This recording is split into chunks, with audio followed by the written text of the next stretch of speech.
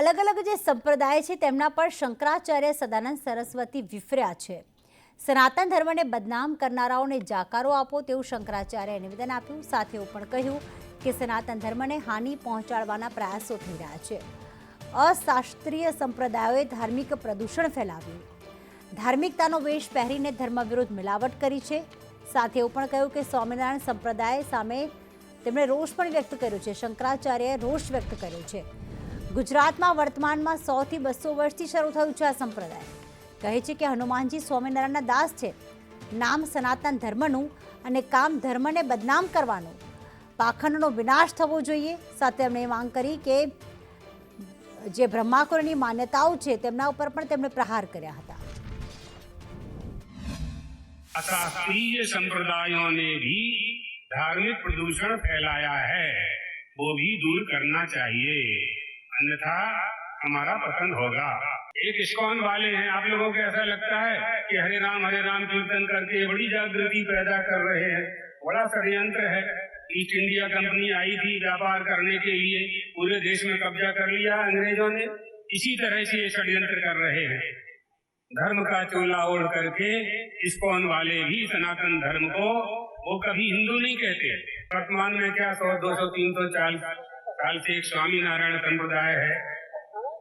पहले तो ठीक ठाक रहे, अभी उन्होंने गड़बड़ी कर दी। वो कहते हैं हनुमान जी स्वामीनारायण के दास हैं। इस तरह से ये संप्रदाय वाले सनातन धर्म का नाम लेकर के और सनातन धर्म को ही तोड़ने का काम कर रहे हैं। सनातन धर्म के लिए, भविष्य के लिए बहुत दुख उत्पन्न करने वाला षड्यंत्र लोगों ने प्रारंभ किया है। इस सब से हमें अपनी रक्षा करनी है, अपनी आने वाली पीढ़ी की रक्षा करनी है। और जो भारत देश है, इसमें चुनौती क्या है कि भारत को भारत के रूप में हम कैसे सुरक्षित रख सकते हैं, यही चुनौती है सबसे बड़ी। तथाकथित विचारधारा के नाम पर सनातन धर्म के बारे में कितना हो रहा है। अभी मुझे कार में भी एक वीडियो दिखाया। हमारे द्वारका पीठाधीश्वर जगत गुरु भगवान शंकराचार्य गुरु पूर्णिमा को मैं हर जगह प्रणाम करता हूँ, भगवान सच्चाई को प्रणाम करता हूँ। गुरु पूर्णिमा मध्य प्रदेश में आपका चातुर्मास चल रहा है, तो इसका मुझे रुपेश बता रहा था।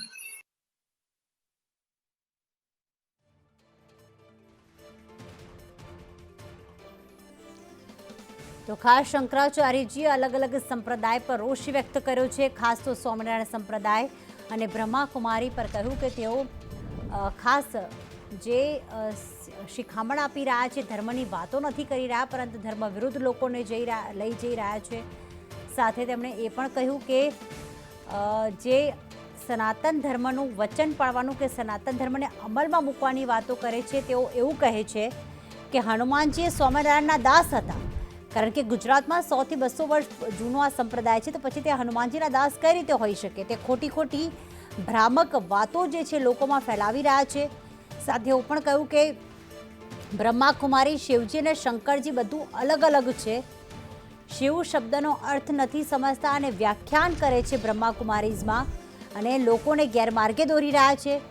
ગાયત્રી પરિવાર સામે પણ શંકરાચાર્યજીએ નારાજગી વ્યક્ત કરી હતી અને સાથે કહ્યું કે ગાયત્રી યજ્ઞ કરે છે જેમાં કોઈ વિધિ જ નથી હોતી, તો પછી એ શેનો યજ્ઞ કહી શકાય? કારણ કે આપણા વેદો પુરાણોમાં તો યજ્ઞની અલગ જ પરિભાષા આપવામાં આવી છે। ઇસ્કોન માટે પણ કહ્યું કે ઇસ્કોન માટે પણ જે હરે રામ હરે કૃષ્ણ કહે છે, પરંતુ તે માત્ર પાખંડ ફેલાવી રહ્યા છે। અને એવું પણ કહ્યું કે ધર્મનો વેશ ધારણ કરીને પોતાને હિન્દુ કહેવાવા લોકો એ માત્ર ને માત્ર પાખંડ કરે છે। ઇસ્કોનવાળા તો રૂપિયા ભેગા કરીને વિદેશમાં મોકલાવે છે। શિરડી સાંઈ બાબા પર પણ તેમણે રોષ ઠાલવ્યો હતો। આમ અલગ અલગ સંપ્રદાયને પોતાના પ્રવચનમાં તેમણે આડે હાથ લીધા અને કહ્યું જો લોકો આ રીતે જ ધર્મના નામે લોકો છેતરતા રહેશે તો સનાતન ધર્મનું પતન થઈ જશે। ત્યારે વિશ્વ હિન્દુ પરિષદના અખિલેશ્વર દાસજી અમારી સાથે ફોન લાઈન પર જોડાઈ ગયા છે। અખિલેશ્વર દાસજી, નમસ્કાર, સ્વાગત છે આપનું। નમસ્કાર નમસ્કાર. શંકરાચાર્યજીએ અલગ અલગ સંપ્રદાયને પર પ્રહાર કર્યા, પછી તે ઇસ્કોનનું હોય, સ્વામિનારાયણ સંપ્રદાય હોય, બ્રહ્માકુમારીઝ હોય, ગાયત્રી પરિવાર હોય, આ અંગે આપની શું પ્રતિક્રિયા છે? કારણ કે લોકો આમને ફોલો કરે છે. શંકરાચાર્યજી જે બોલે છે એ વાતને અમે બધા ગુજરાતના સંતો વર્ષોથી બોલીએ છીએ કે સનાતન ધર્મને બદનામ કરવા માટે એક મોટું ષડયંત્ર ચાલે છે. એમાં સ્વામિનારાયણ સંપ્રદાયના લોકો વારંવાર સનાતન ધર્મને નીચા દેખાડવાનો પ્રયત્ન કર્યા છે. અને બીજા લોકો જે છે સાંઈ બાબા છે, બીજા ધર્મ ઇસ્કોનમાં ભગવાન શ્રી રાધા કૃષ્ણનો મૂર્તિ મૂકેલી છે, વાત બરોબર છે, પણ એમનું જે વ્યવસાયીકરણ કરી છે એ માત્ર ને માત્ર પૈસા કમાવા માટે એ કર્યું છે. અને તમામ લોકો આવું કરે છે. મારું માનવું એ છે કે સનાતન ધર્મ હંમેશા સરળતા, શુદ્ધતા, પવિત્રતા ના માર્ગે લઈ જનાર એક ધર્મ છે જે ક્યારે હિન્દુમાં વિવાદ કરાવતો નથી, જાતિ પાતિમાં વિવાદ કરાવતો નથી. હિન્દુ એમ કહે છે અને સનાતન ધર્મનું સૂત્ર છે સર્વે ભવંતુ સુખિનઃ સર્વે. તો જે આ લોકો, આ જે અલગ અલગ સંપ્રદાયના લોકો છે, લોકો એમને ફોલો કરે છે, તો આપ એવું કહેવા માંગો છો કે એ લોકોને નથી ખબર પડતી? અરે ભાઈ, હું તો એમ કહું છું અજમેર શરીફ દરગાહ ઉપર બી લોકો ઘણા હિન્દુઓ જાય છે, તો એનું મતલબ ફોલો થઈ ગયું એવું તો માની લેવાય નહીં. અમારું ધર્માચાર્યનું તો કામ છે કે આપણી હિન્દુ પ્રજા. ઠીક છે, દેવનાથ બાપુ પણ અમારી સાથે ફોનલાઈન પર જોડાઈ ગયા છે. દેવનાથ બાપુ નમસ્કાર, સ્વાગત છે આપનું સંદેશ ન્યૂઝમાં. આ અલગ અલગ સંપ્રદાયોને આડે હાથ લેવા શંકરાજીએ લીધા છે, આપની શું પ્રતિક્રિયા છે? કારણ કે સ્વામિનારાયણ સંપ્રદાયમાં પણ કરોડો લોકો તેમને ફોલો કરે છે. આજે ઇસ્કોન મંદિર હોય, ન માત્ર ગુજરાત કે ભારત દેશમાં, વિદેશોમાં પણ ત્યાં ભારતીયો રહે છે, તે ઇસ્કોન મંદિરમાં જાય છે. આપની શું પ્રતિક્રિયા છે આ નિવેદન અંગે?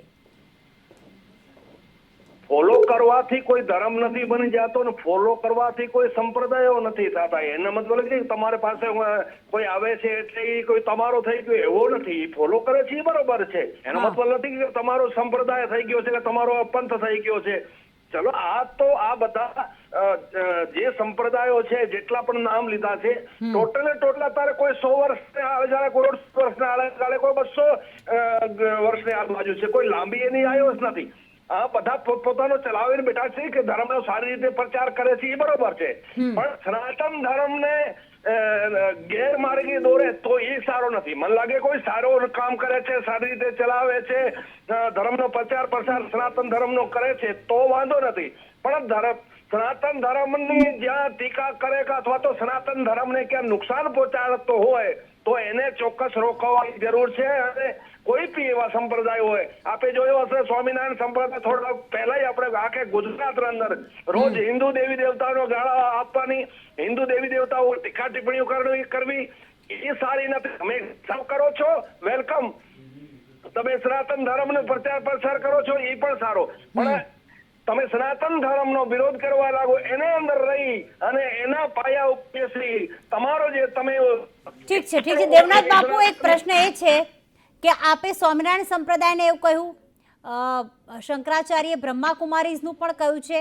આજે શિરડી સાંઈ બાબાનું જે મંદિર છે કે જ્યાં પણ માત્ર ભારતના નહીં વિદેશના ભારતીયો પણ ત્યાં આવતા હોય છે, વિદેશીઓ પણ આવતા હોય છે, એમના વિશે પણ તેમણે ટિપ્પણી કરી છે?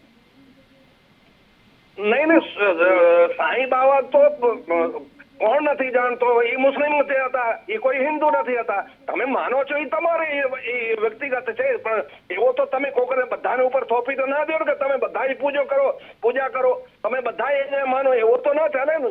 સાંઈ બાબા દુનિયાને ખબર છે, સનાતન ધર્મને જે પણ અનુયાયી બધાને ખબર છે કે એ મુસ્લિમ ધર્મ છે, એ મુસ્લિમ છે.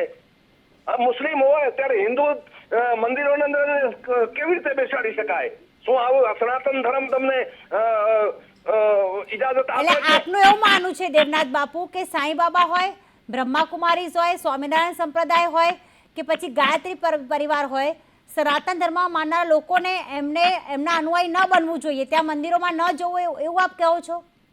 ભાઈ નહીં, મારો એવો કેવો છે કે અગર તમે એને સનાતન ધર્મનો પ્રચાર ના, તમે બાપુ છો કે સંત છો તો વાંધો નથી, પણ સનાતન ધર્મને અંદર તમે પાયો બેસાડો, તમારો પોતાનો ખોદ્યો હોય અને પછી તમે સનાતન ધર્મનો વિરોધ કરવા લાગો, સનાતન ધર્મથી લોકોને અવળા વાળવા નાખો, એ અમને વિરોધ છે. સનાતન ધર્મમાં તમે રહી સનાતન ધર્મનો પ્રચાર પ્રસાર કરો, અમને કોઈ વાંધો નથી. જી આભાર સંદેશ ન્યૂઝ સાથે વાત કરવા બદલ.